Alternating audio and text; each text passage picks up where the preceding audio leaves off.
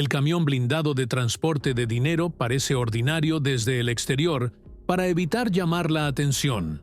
Sin embargo, es a prueba de balas y está protegido contra cualquier posible intento de robo. Literalmente necesitarías una bomba para penetrarlo.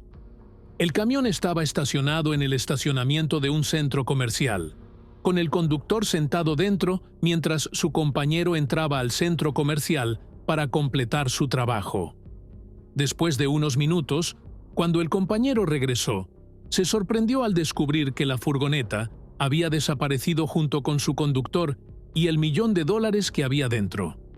Cuando llegaron los investigadores, quedaron atónitos porque ninguna de las personas que estaban presentes en el área vio o escuchó algo. Si los ladrones lo hubieran robado, habrían necesitado una bomba o una fuerza tremenda para penetrarlo. Y seguramente, alguien entre la gente presente lo habría notado. Entonces, ¿cómo desapareció el camión? ¿Estaba involucrado el conductor? ¿Los ladrones inventaron un método ingenioso para tomar el control en completo silencio? ¿Pero cómo? Creo que todos han oído hablar sobre dinero, transporte, autos o camiones. Usualmente estos camiones están fuertemente blindados y el conductor y los guardias dentro están armados.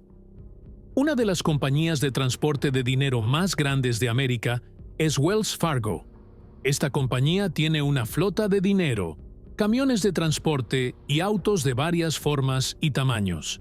Nuestra historia comienza el 28 de noviembre de 1994, específicamente frente a este centro comercial ubicado en el estado americano de Arizona.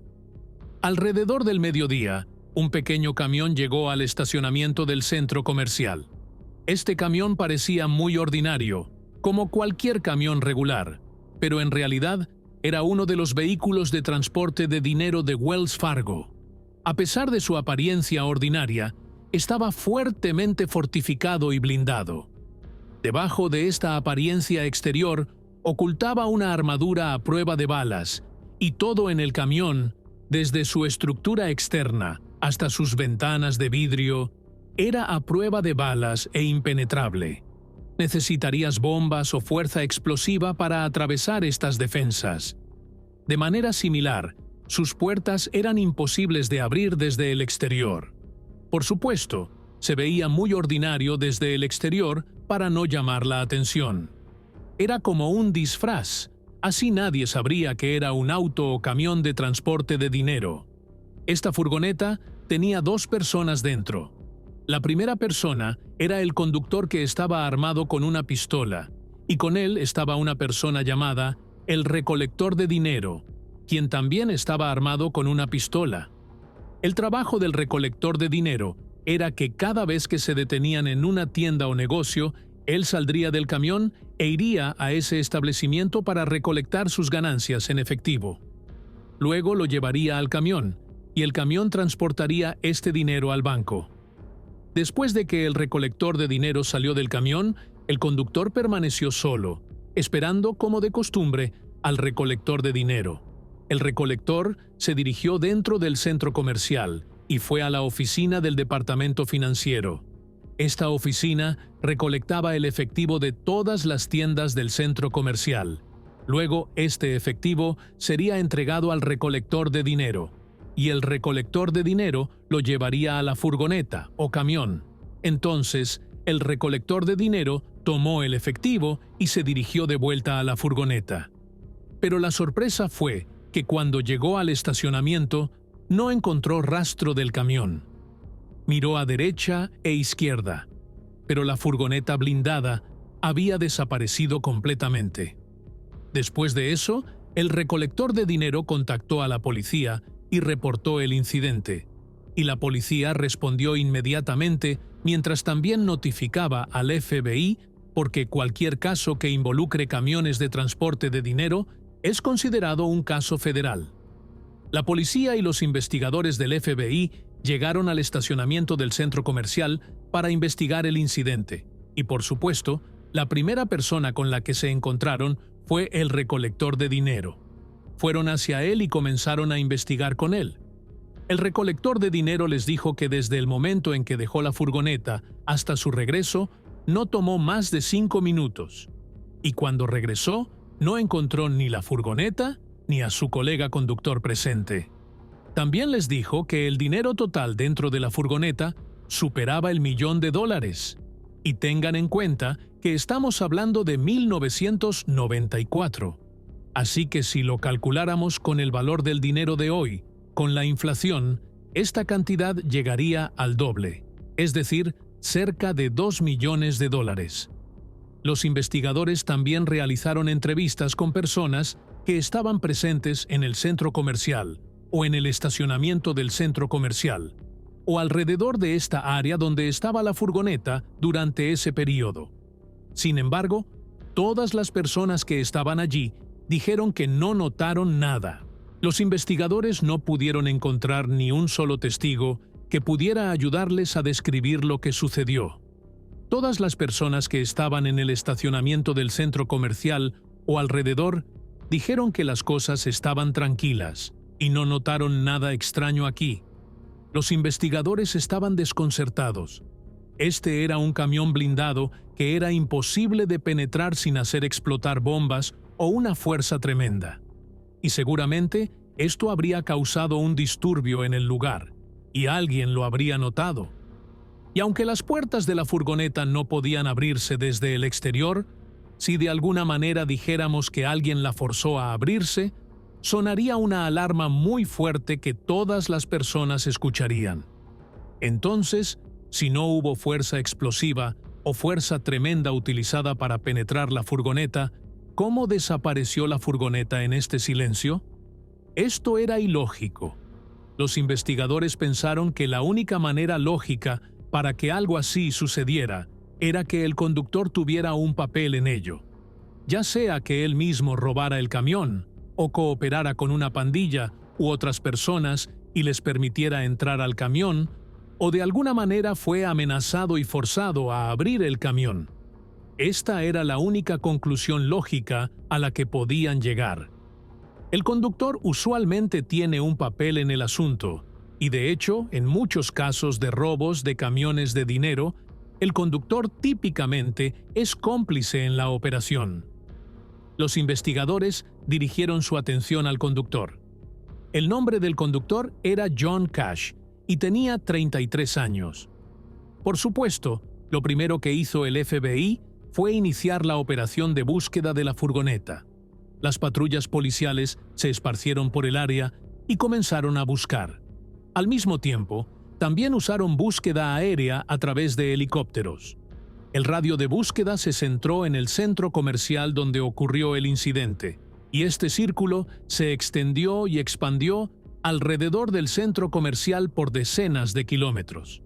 Pero el enfoque estaba, por supuesto, en los vecindarios adyacentes al centro comercial.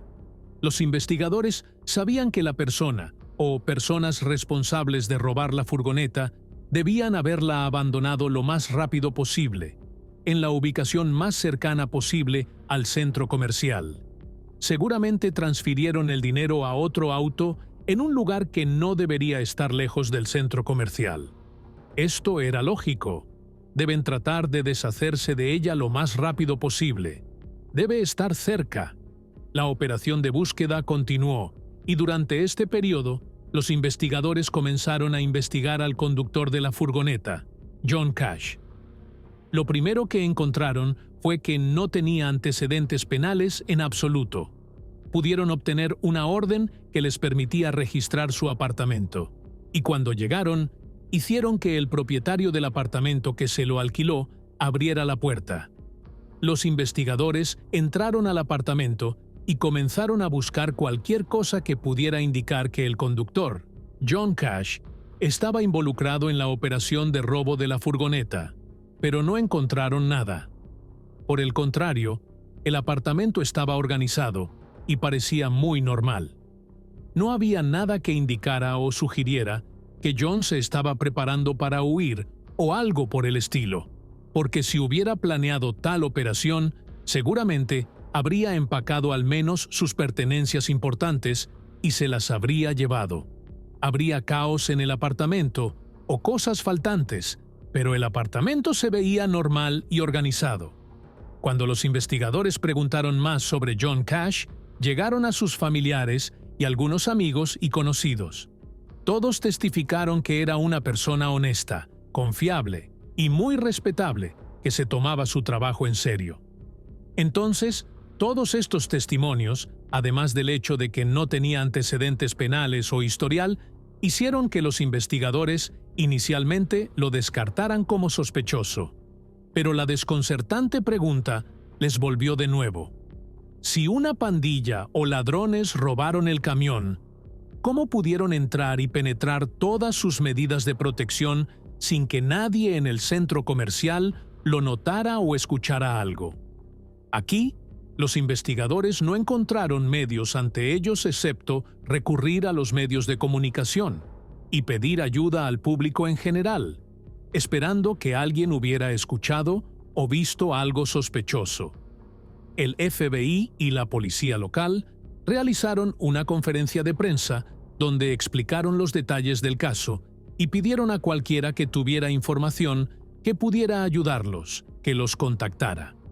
También se publicaron fotos y detalles de la furgoneta y su conductor desaparecido, John Cash, y anunciaron una recompensa de $60,000 para cualquiera que proporcionara información que llevara a resolver el caso. Unas horas más tarde, la policía recibió un informe de alguien diciendo que vieron la furgoneta estacionada en el estacionamiento de una iglesia y les dijeron que el camión coincidía con las especificaciones y el número de placa que la policía había anunciado. Efectivamente, cuando la policía llegó a este estacionamiento de la iglesia, encontraron la furgoneta desaparecida estacionada en ese lugar. Los investigadores del FBI llegaron rápidamente después. La sorpresa llegó cuando echaron un vistazo dentro de la furgoneta y vieron el cuerpo de una persona tirado en el suelo dentro del camión. Inicialmente, no pudieron identificar este cuerpo porque el camión estaba en funcionamiento. Su motor estaba encendido y sus puertas estaban cerradas desde el interior, así que incluso los investigadores no podían abrir las puertas y entrar.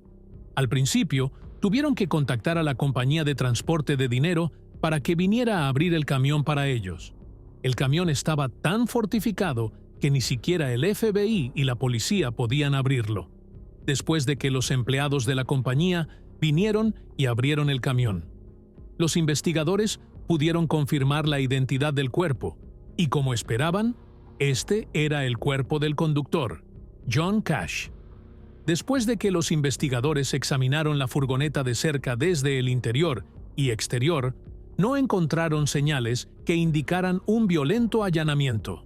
Estaba claro que las personas que llevaron a cabo la operación eran experimentadas, y la operación fue planeada con precisión y ejecutada con alto profesionalismo. Los expertos forenses examinaron la furgoneta desde el interior y exterior para buscar cualquier rastro que los perpetradores pudieran haber dejado atrás. Pero lo mismo, el vehículo estaba completamente limpio, sin cabello ni huellas dactilares que indicaran a los perpetradores. Todo lo que los expertos forenses encontraron fueron algunas huellas dactilares pertenecientes a empleados de la compañía de transporte de dinero dentro de la furgoneta. Había restos de dinero que los ladrones dejaron atrás, pero todos eran monedas, o en su mayoría, dejadas porque eran pesadas y de poco valor. En cuanto al efectivo y el papel moneda, todo se había ido.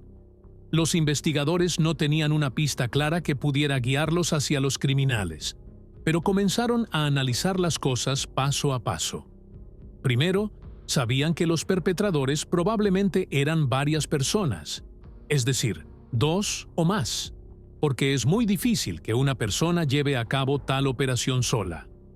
El segundo punto es que estas personas tenían experiencia en tratar con la policía y tenían experiencia con métodos policiales, porque dejaron la furgoneta en un lugar considerado fuera de los límites de la ciudad, lo que significa que su presencia en este lugar primero la retira del alcance de la búsqueda, y segundo, hace que caiga bajo la jurisdicción de otro departamento de policía perteneciente a otra ciudad. Esto siempre complica las investigaciones, porque la policía de esta ciudad debe comunicarse con la policía de esa ciudad, haciendo que el progreso en el caso sea más difícil. Durante la autopsia, el médico forense encontró algunas partes de la bala que golpeó al conductor, pero las partes eran demasiado pequeñas para determinar el tipo exacto de bala. Esta bala era del tipo que se rompe en pequeños pedazos cuando golpea su objetivo. Los criminales que usan este tipo de bala generalmente la usan para que la policía no pueda rastrear la bala o el arma utilizada en el crimen. Además, tras analizar el cuerpo, el médico forense llegó a la conclusión de que el disparo se realizó desde una distancia ligeramente lejana, es decir, desde 10 metros y más, lo que significa que el disparo no se realizó desde cerca, porque si se hubiera hecho desde cerca, habría restos de pólvora del arma presentes en las partes de la bala que extrajo del cuerpo.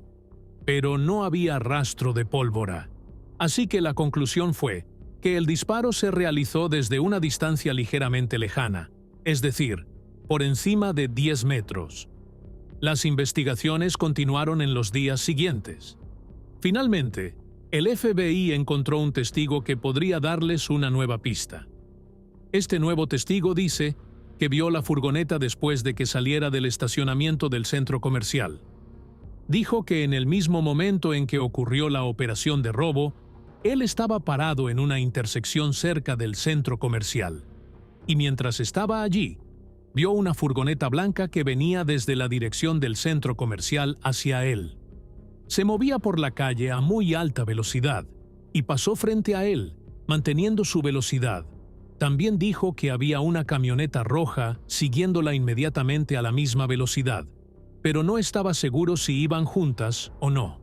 El testigo, cuyo nombre era Morgan, no podía recordar otros detalles.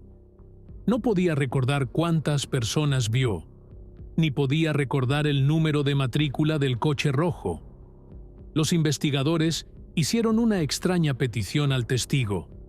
Le pidieron a Morgan que los acompañara a su oficina para ser presentado a un experto en hipnosis que podría estimular su memoria.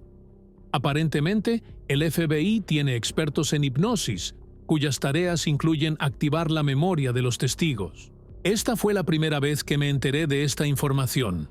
Honestamente, los investigadores hicieron esta petición al testigo Morgan, y Morgan aceptó y fue con ellos al experto en hipnosis. Este experto es, por supuesto, un psicólogo forense que tiene ciertas habilidades y métodos que puede usar con los testigos para preservar su memoria. Por supuesto, nosotros los humanos, Dios nos dio estas mentes con capacidades muy altas, incluso más de lo que imaginamos. Pero muchas de estas habilidades, conocimientos y memoria que hemos adquirido están enterradas en el subconsciente y son difíciles de acceder y extraer. Así que el trabajo del experto en hipnosis del FBI es intentar abrir las puertas que conducen al subconsciente para la memoria interna. Honestamente, no sé exactamente qué hace o qué métodos usa, porque esta es una ciencia en sí misma, pero el objetivo es tratar de hacer que el testigo vuelva en su memoria y reviva el incidente que sucedió de nuevo, como si estuviera sucediendo ahora frente a ellos. Y efectivamente, el testigo Morgan, bajo hipnosis, volvió en su memoria a ese momento y pudo recordar cuántas personas había. Había 2 personas en la furgoneta y una persona en la camioneta roja detrás de ellos, y los investigadores ahora sabían que aparentemente la banda sumaba 3 personas o más. Morgan también pudo recordar parcialmente el número de matrícula de la camioneta roja. Recordó que la placa tenía los números 237, pero no podía recordar el orden exacto de los números y no podía recordar las letras o símbolos. Pero solo conocer estos números ya se consideraba un logro. Los investigadores comenzaron a tratar de buscar una camioneta roja cuyos números coincidieran con los números que Morgan mencionó, pero esta búsqueda les dio un resultado de cientos de coches, porque en ese momento en Arizona la policía no registraba los colores de los coches en la licencia de registro. Así que este fue uno de los obstáculos que enfrentaron los investigadores. Pero sin embargo, los investigadores siguieron buscando este coche y pudieron llegar a un gran número de propietarios de camionetas cuyas matrículas tenían estos números que el testigo mencionó. Pero después de docenas de entrevistas y seguimientos, no pudieron llegar al coche buscado. Así que desafortunadamente, el coche fue un callejón sin salida. Pero el asunto no terminó aquí. El testigo Morgan, después de la sesión de hipnosis, pudo recordar la apariencia de uno de los dos hombres que estaban en la furgoneta. Así que los investigadores trajeron a un dibujante forense, y a través de la descripción de Morgan, dibujaron un boceto de la persona. Este dibujo fue publicado en los medios, y la apariencia de esta persona era algo distintiva, especialmente porque su cabello era largo y su barba era de estilo perilla y grande. Varios días después de publicar este dibujo en los medios, la policía recibió una llamada de una mujer. Esta mujer les dijo que cree saber quién es esta persona en el dibujo, pero les dijo que no podía hablar directamente con los investigadores porque tiene miedo de que la gente a su alrededor pueda sospechar de ella. Es decir, la gente a su alrededor podría ser criminal, así que podrían hacerle daño. El FBI, después de investigar y buscar en el asunto de esta mujer, encontró que su licencia y permiso de conducir habían expirado hace algún tiempo. Así que informaron a la policía regular, los que llevan uniformes de policía, no los investigadores, que fueran a su casa y la llevaran bajo la base de que su licencia estaba expirada y tenía problemas y multas sin pagar. Esto era como una cobertura para camuflar el asunto.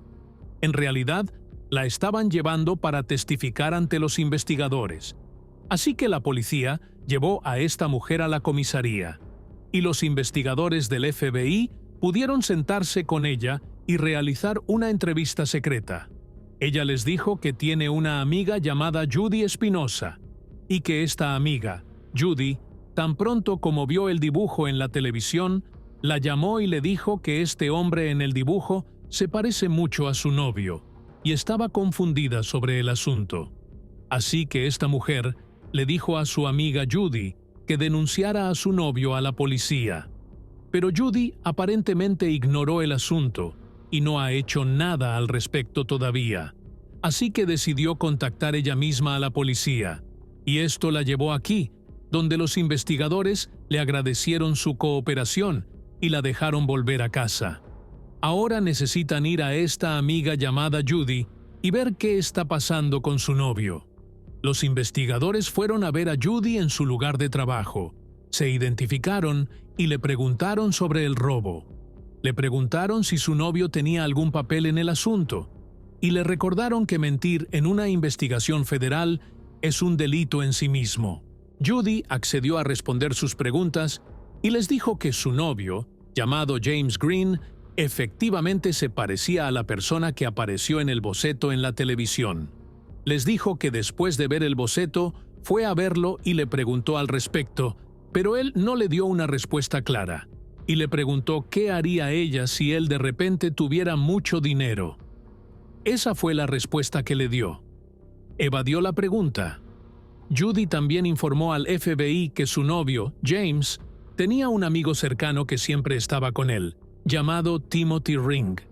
Dice que a veces iban a su casa, y ella sabe que tanto su novio James como su amigo Timothy estaban sin dinero y no tenían recursos. Pero de repente, durante el mes pasado, notó que empezaron a comprar cosas nuevas y caras, relojes, cosas que deberían estar fuera de sus posibilidades financieras. Esta nueva información que los investigadores obtuvieron de Judy fue excelente. Estaban casi seguros de que tenían a los criminales en sus manos. Pero por supuesto, las palabras de Judy no eran suficientes. Todo era sin pruebas. Necesitaban encontrar evidencia concluyente para condenarlos. También necesitaban encontrar una respuesta a la desconcertante pregunta de cómo pudieron entrar en la furgoneta, a pesar de todas sus medidas de seguridad. ¿Conocían al conductor? ¿De alguna manera convencieron al conductor para que abriera la puerta? ¿Lo amenazaron? Tal vez. ¿Qué sucedió exactamente? Los investigadores inmediatamente comenzaron a investigar los antecedentes de estos dos hombres. Primero, descubrieron que el segundo hombre, Timothy Ring, tenía una camioneta roja. Sus especificaciones coincidían con las mencionadas por el testigo Morgan. Sin embargo, su matrícula no llevaba los mismos números que el testigo mencionó mientras estaba bajo hipnosis. Pero esto seguía siendo un hilo fuerte que confirmaba que este era su hombre buscado. Los investigadores también descubrieron que Timothy había sido realmente un informante que trabajó para el FBI en casos anteriores.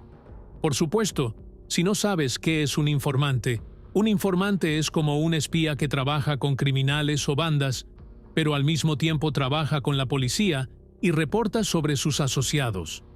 Pueden beneficiarse de ambos lados, de actividades criminales como el robo y también de la policía o el FBI que les pagan por la información que proporcionan, mientras que al mismo tiempo reciben inmunidad por las cosas sobre las que informan.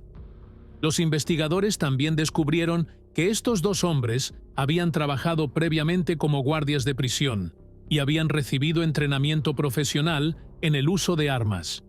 Todo esto confirmó las especificaciones que los investigadores tenían desde el principio. Sabían que los perpetradores de la operación eran profesionales con experiencia en tratar con la policía y las fuerzas de seguridad.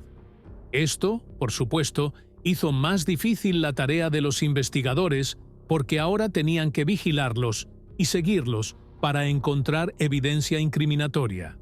Pero como estos dos hombres eran profesionales, vigilarlos sería difícil sin que se dieran cuenta. Su nivel de atención sería más alto en comparación con la persona promedio.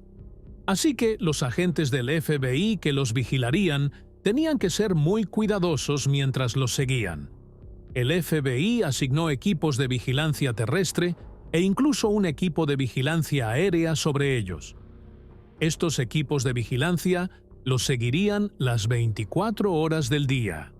Durante la vigilancia, los agentes del FBI notaron que James y su amigo Timothy estaban gastando grandes cantidades de dinero en varias cosas. Según las investigaciones de los investigadores, ni James ni Timothy estaban trabajando o tenían alguna fuente legítima de ingresos para este dinero. La vigilancia estaba fotografiando y documentando a cada persona con la que se reunían. James y Timothy sabían que había al menos una persona adicional con ellos en la operación. Después de varias semanas de vigilancia, el FBI finalmente llegó a la persona que creían ser el tercer socio en la operación, un hombre barbudo llamado William Ferguson. Después de investigar los antecedentes de este hombre, los investigadores supieron que en realidad había sido un oficial de policía, pero fue forzado a jubilarse temprano debido a algunos problemas en los que se metió. Así que sus especificaciones coincidían con las de alguien que podría ser un socio en la operación, alguien experto con armas, conocedor de los procedimientos policiales y con un mal historial. Así que el FBI puso su mira en él y comenzó a vigilar a los tres: James Green, Timothy Ring y William Ferguson. Más tarde, los investigadores recibieron nueva información que confirmó que estaban en el camino correcto. Alguien vino al departamento y les dio información.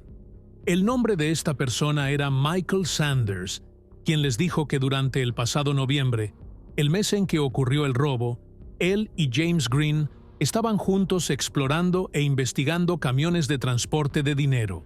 Les dijo que había un ex oficial de policía llamado Fergie que los estaba ayudando, pero nunca lo conoció. Así que esta persona llamada Michael Sanders aparentemente iba a ser el cuarto socio con ellos en la operación, pero parece que lo dejaron de lado y llevaron a cabo la operación sin él. Así que ahora, porque estaba molesto en venganza, vino a denunciarlos. y aunque no conocía el nombre completo del exoficial de policía, solo conocía su apodo Fergie. Estaba claro que Fergie era la abreviatura de William Ferguson. Así que con esto, esta información confirmó que los investigadores estaban en el camino correcto, pero las palabras de esta persona seguían siendo solo palabras sin evidencia concluyente. Así que necesitaban continuar el trabajo de vigilancia para encontrar evidencia concluyente. Una de las tácticas que usaron en la búsqueda de evidencia fue buscar entre la basura.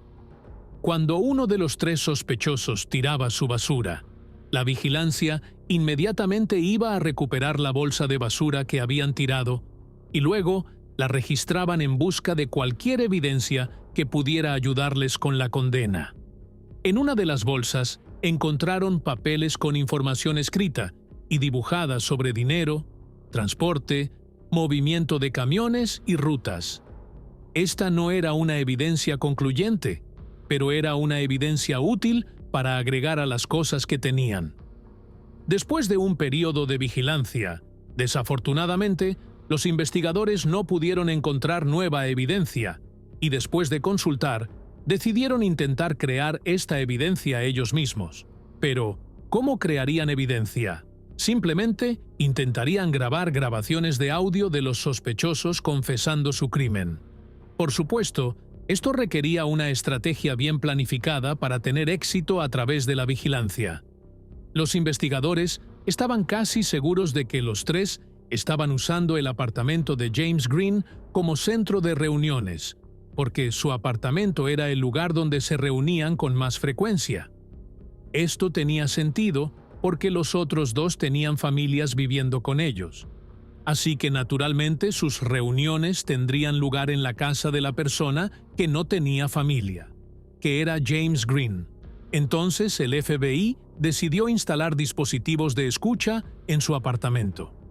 Y una noche, después de asegurarse de que James estaba fuera del apartamento, algunos agentes del FBI se escabulleron en su apartamento limpiamente, es decir, sin mostrar ningún signo de allanamiento o cerraduras rotas o algo así, para que no lo descubriera.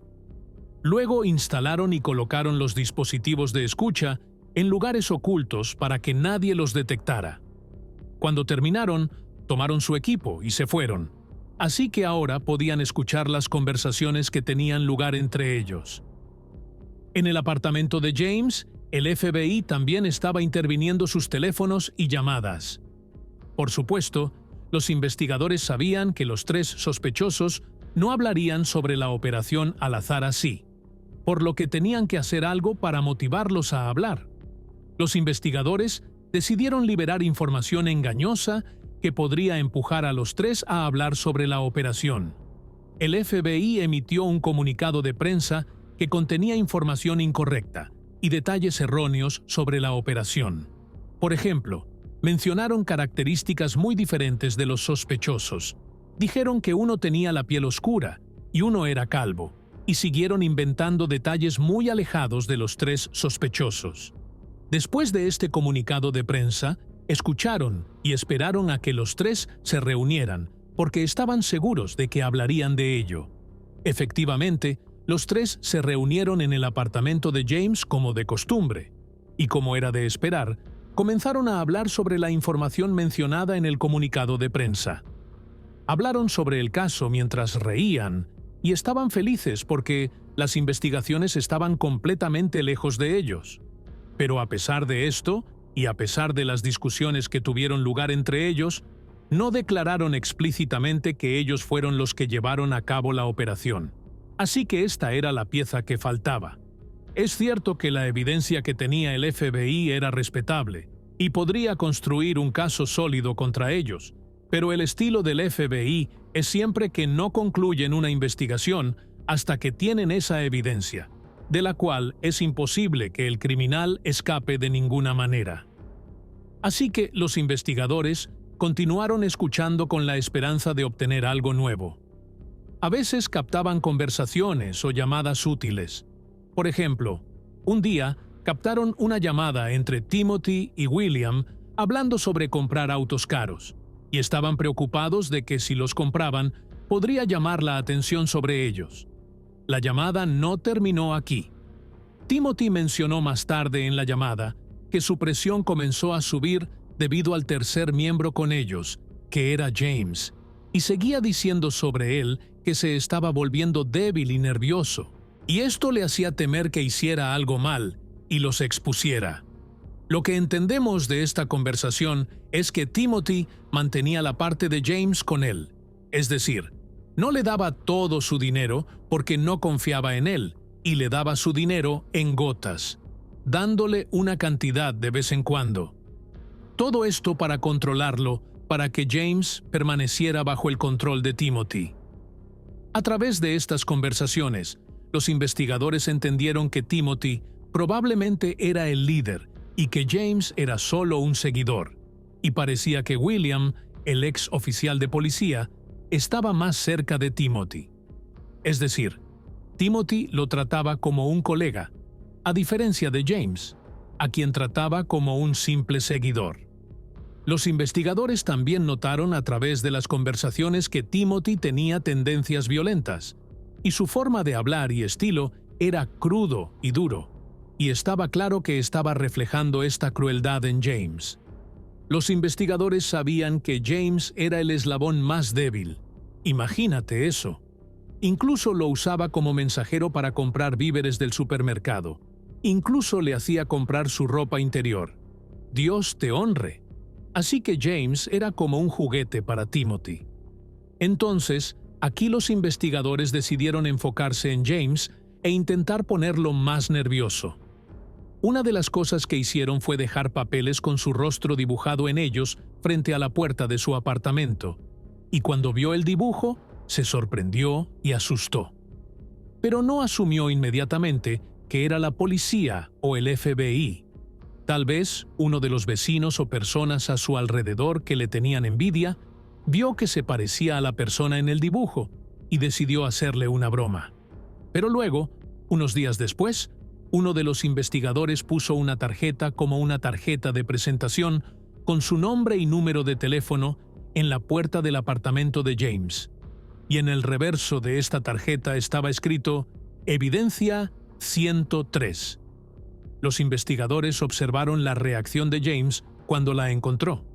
Cuando James vio la tarjeta y vio escrito en ella el nombre del investigador aquí, inmediatamente sintió miedo, y cuando volteó la tarjeta y vio escrito en el reverso Evidencia 103, aquí supo que estaba en problemas.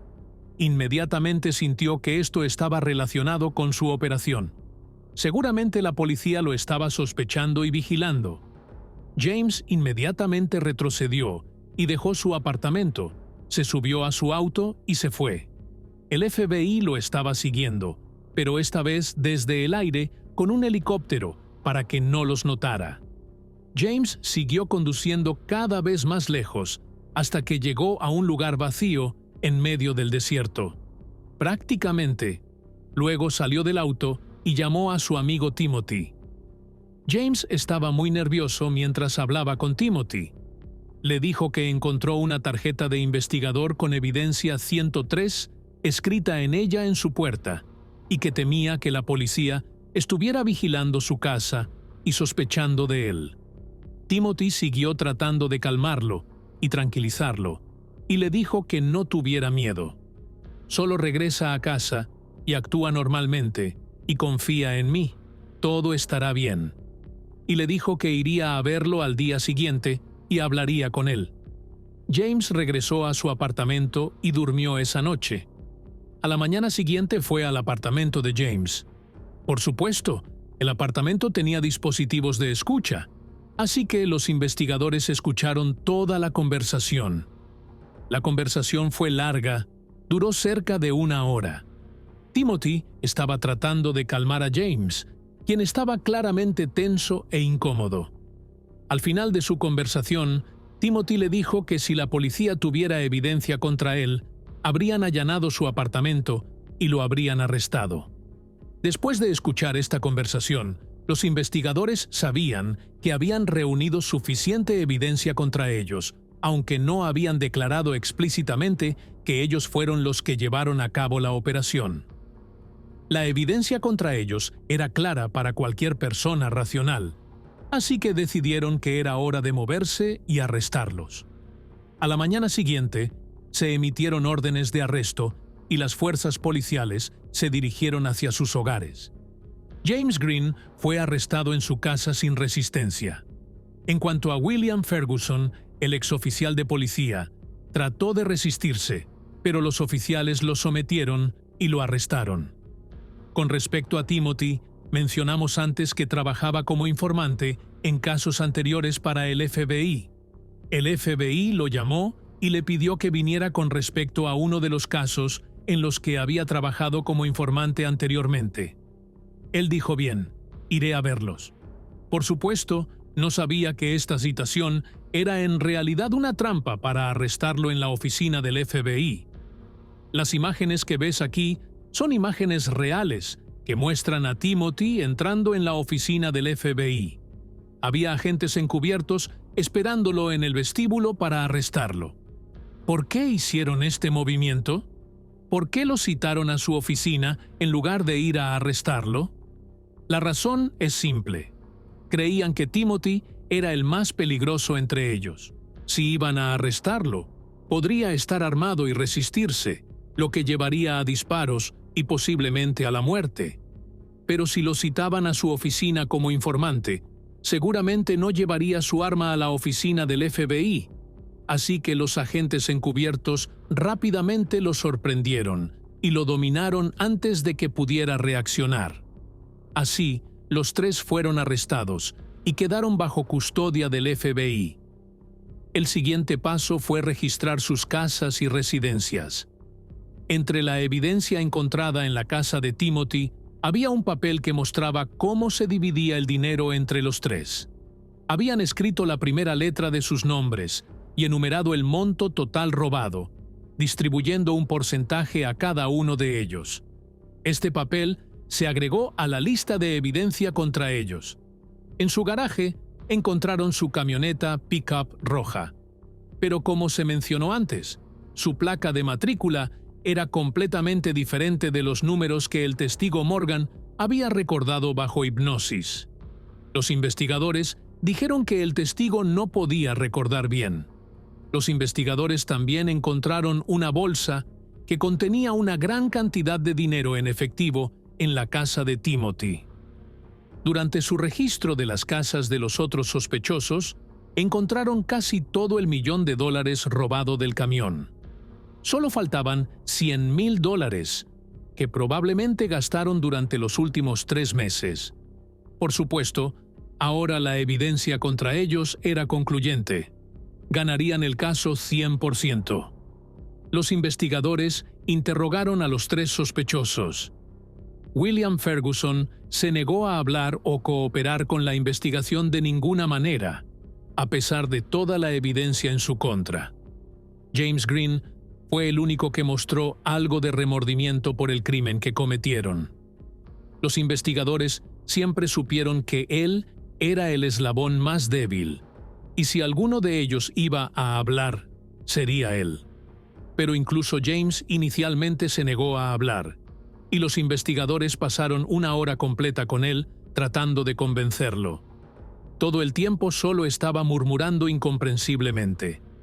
Pero finalmente, después de mucha presión e intentos, James les dijo que TM, abreviatura de Timothy. Después de esta confesión, James accedió a hablar y cooperar con los investigadores, contándoles los detalles de la operación, qué papel desempeñó cada uno de ellos y cómo lograron apoderarse del camión de dinero a pesar de todas sus medidas de seguridad y protección.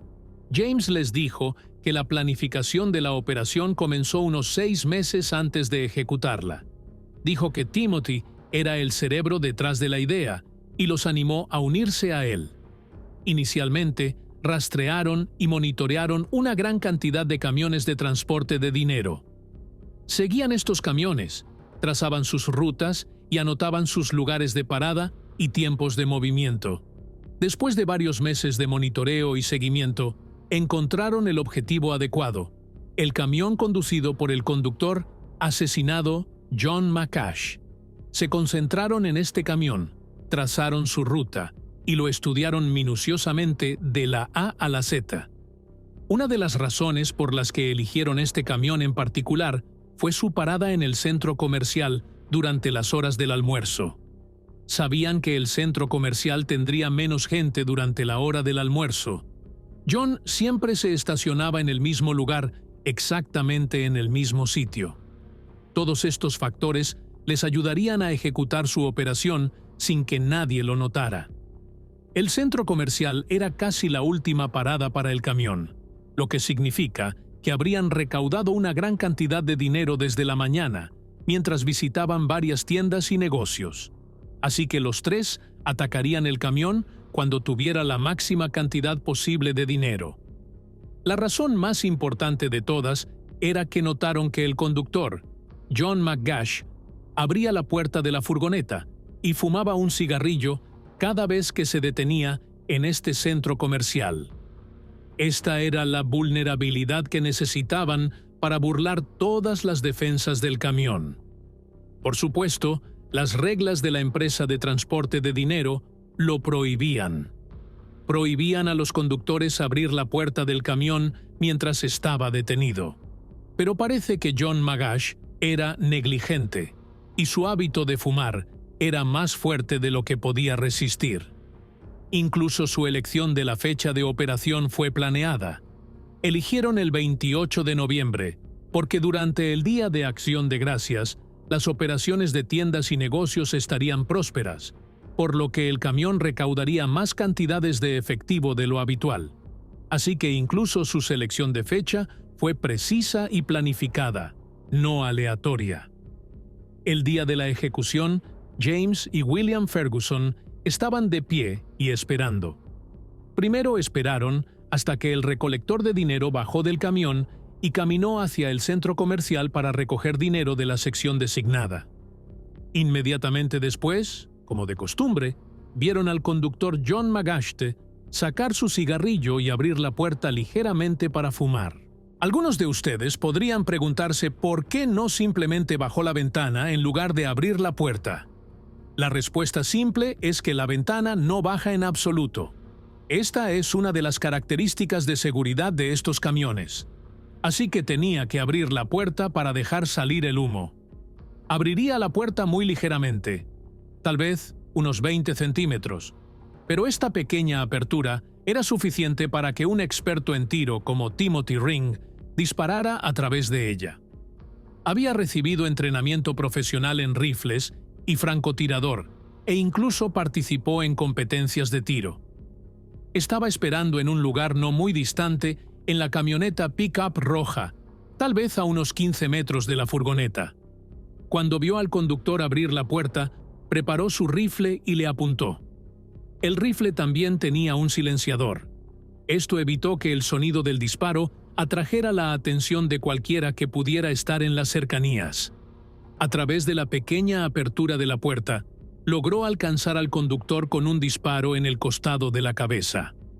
Por cierto, según el análisis forense del cuerpo, el conductor no murió inmediatamente. Permaneció vivo por un tiempo antes de morir, lo que significa que el pobre hombre murió una muerte dolorosa. Después de que el conductor cayó, James y William inmediatamente se subieron a la furgoneta y la sacaron del centro comercial, con Timothy siguiéndolos en su camioneta pick-up roja. Todo esto sucedió sin que nadie alrededor del centro comercial o el estacionamiento lo notara porque la operación fue completamente silenciosa, así que nadie notó nada extraño. La furgoneta siguió conduciendo por la calle con la pick-up roja detrás, hasta que llegaron al estacionamiento de la iglesia. Por supuesto, como se mencionó antes, esta iglesia se consideraba fuera de los límites de la ciudad, lo que significa que entraron en otra ciudad, y esto era parte de su plan. Sabían que esto retrasaría a la policía en encontrar la furgoneta. Además, involucraría a más de un departamento de policía en el caso, lo que retrasaría aún más los procedimientos del caso. Después de detenerse en el estacionamiento de la iglesia, inmediatamente comenzaron a transferir dinero del camión a la pick-up. Dejaron atrás solo las monedas o la moneda metálica. Luego dejaron la furgoneta en el estacionamiento de la iglesia y se movieron inmediatamente a un lugar aislado en el desierto. Allí, quemaron toda su ropa y toda evidencia que pudiera señalarlos. Durante sus confesiones, James también le dijo a los investigadores que la placa de la camioneta pickup era falsa, y enterraron esta placa falsa en el desierto donde quemaron la evidencia. Los investigadores le pidieron a James que los llevara a este lugar, y James accedió. Allí, los investigadores efectivamente encontraron un montón de artículos quemados, ropa y pertenencias claramente utilizadas por los tres durante la operación, y también pudieron recuperar la placa falsa de la pick-up que los tres habían desechado. Sorprendentemente, la placa falsa llevaba los mismos números que el testigo Morgan había mencionado mientras estaba bajo hipnosis. La hipnosis aparentemente funcionó increíblemente bien. Finalmente, los tres sospechosos fueron juzgados y sentenciados. Para James Green y el ex oficial de policía William Ferguson recibieron sentencias similares, ya que fueron cómplices en la operación. A cada uno se le dio alrededor de 30 años de prisión. En cuanto al cerebro, ya que fue el planificador de esta operación y el tirador que disparó al conductor, ciertamente enfrentaría la sentencia más dura entre ellos. Al comienzo de su juicio, Timothy afirmó su inocencia y negó ser el asesino del conductor, y su caso continuó en la corte. Durante años, cada vez que aparecía en los medios, insistía en que era inocente y que el FBI le estaba imputando este cargo. Él y su abogado siguieron tratando de presentar defensas débiles en la corte, pero al final, el jurado lo encontró culpable, y el juez lo sentenció a muerte en 1997. Sin embargo, parece que la sentencia de muerte no se llevó a cabo. Su caso fue transferido a la Corte Suprema, donde la sentencia de muerte fue anulada, y actualmente Timothy está cumpliendo cadena perpetua. Mientras leía los detalles del caso, parece que la razón para anular la sentencia de muerte se debió a algunas leyes que existían en Arizona, y que el juez había impuesto la sentencia de muerte sin el jurado, lo que significa que decidió por su cuenta. Así que el asunto involucraba detalles legales y asuntos algo complicados. La conclusión es que la sentencia de muerte no se llevó a cabo, y actualmente está cumpliendo cadena perpetua en prisión. Y aquí llegamos al final de nuestra historia. Espero que la hayan disfrutado como siempre.